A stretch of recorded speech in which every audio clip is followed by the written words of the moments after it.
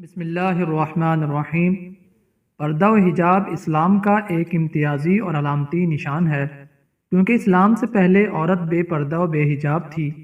اسلام نے عورت کو پردہ و حجاب کے زیور سے آراستہ کر کے عظمت و کردار کی بلندی تک پہنچا دیا۔ لیکن اکثر ہمارے ذہنوں میں یہ سوال پیدا ہوتا ہے کہ آخر کیوں عورت کو پردے کا حکم دیا گیا؟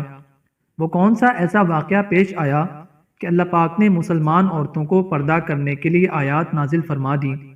نبی کریم صلی اللہ علیہ وسلم کی بعثت سے لے کر 14 سال تک کیوں پردہ و حجاب کی ضرورت نہ پڑی؟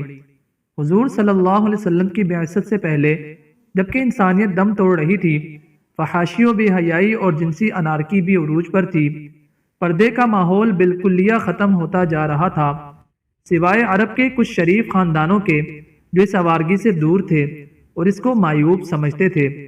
لیکن اکثریت فحاشی اور بے حیائی کے اس سیلاب میں بہتی جا رہی تھی، اور یہ بے حیائی اس حد تک بڑھ رہی تھی کہ عورتیں بے شرمی کے ساتھ بلا جھجک اجنبی مردوں کے سامنے بازاروں اور گلی کوچوں میں بے پردہ بن ٹھن کر پھرا کرتی تھیں، کوئی روکنے ٹوکنے والا نہیں تھا۔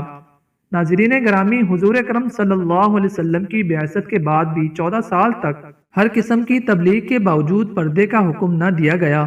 اس کی سب سے بڑی وجہ تو یہ تھی کہ اسلام کو لوگ خصوصاً عورتیں زیادہ سخت تصور نہ کریں۔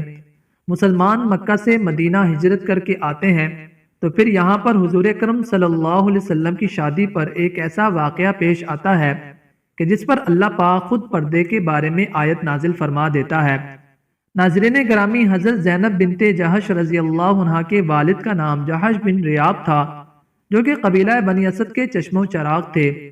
آپ کی والدہ کا نام امیمہ بنت حضرت عبد المطلب تھا، یعنی حضرت زینب بنت جہش نبی آخر الزمان سرور کائنات حضرت محمد صلی اللہ علیہ وسلم کی پھوپھی زاد بہن تھیں۔ حضرت زینب بعثت سے 10 سال پہلے نبی کریم صلی اللہ علیہ وسلم کی پھوپھی امیمہ بنت حضرت عبد المطلب کے گھر پیدا ہوئیں۔ پیدائش پر آپ کا نام برہ رکھا گیا، لیکن جب آپ ایمان لے آئیں تو نبی کریم صلی اللہ علیہ وسلم نے آپ کا نام زینب رکھ دیا، اور آپ نے نبی کریم صلی اللہ علیہ وسلم کے سایہ شفقت میں تعلیم تربیت حاصل کی۔ حضرت زینب بنت جہش نہایت دیندار، پرہیزگار، راست گو، صدقہ دینے اور اپنے عزیز و اقارب کا خیال رکھنے والی تھیں۔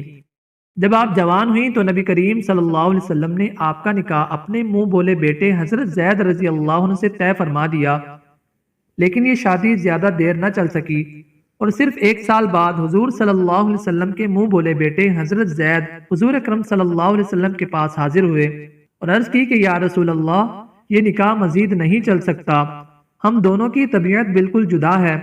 اللہ پاک قرآن میں اس واقعے کو یوں بیان فرماتا ہے: اے رسول، وہ وقت یاد کرو جب آپ اس شخص سے کہہ رہے تھے جس پر اللہ نے اور آپ نے احسان کیا تھا کہ اپنی بیوی کو اپنے پاس رہنے دے، اسے نہ چھوڑ اور اللہ سے ڈر۔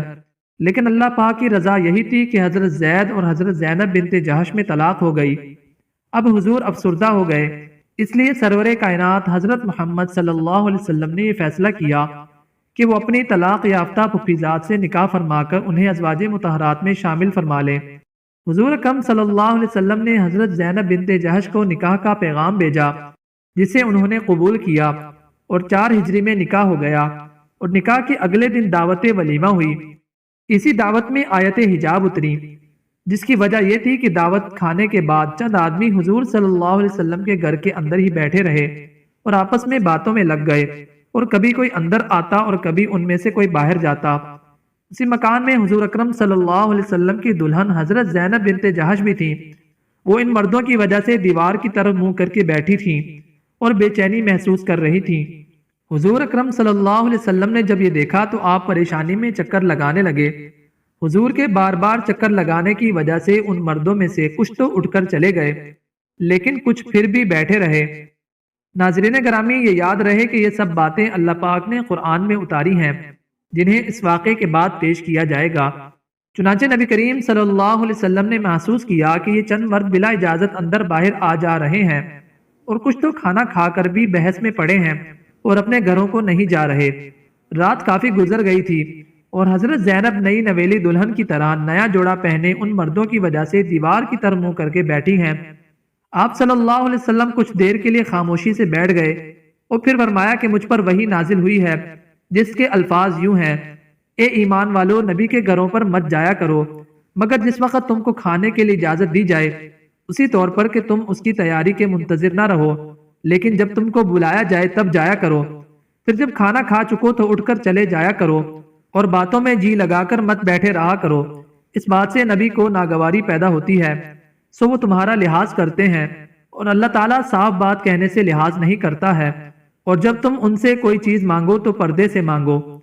اس آیت کو سننے کے بعد سب مرد حضرات فوراً گھر سے نکل گئے، اور پھر حضور اکرم صلی اللہ علیہ وسلم نے دروازے پر ایک پردہ لٹکا دیا، اور اگلی صبح تمام امہات المؤمنین کے دروازوں پر پردے لٹکا دیے گئے، اور لوگوں کو گھر کے اندر جانے کی ممانعت ہو گئی۔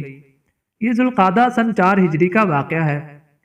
اللہ تعالیٰ ہماری تمام ماؤں بہنوں کو پردہ کرنے اور پردے میں رہنے کی توفیق عطا فرمائے۔ کمنٹ سیکشن میں آمین ضرور لکھیے گا۔ جزاک اللہ۔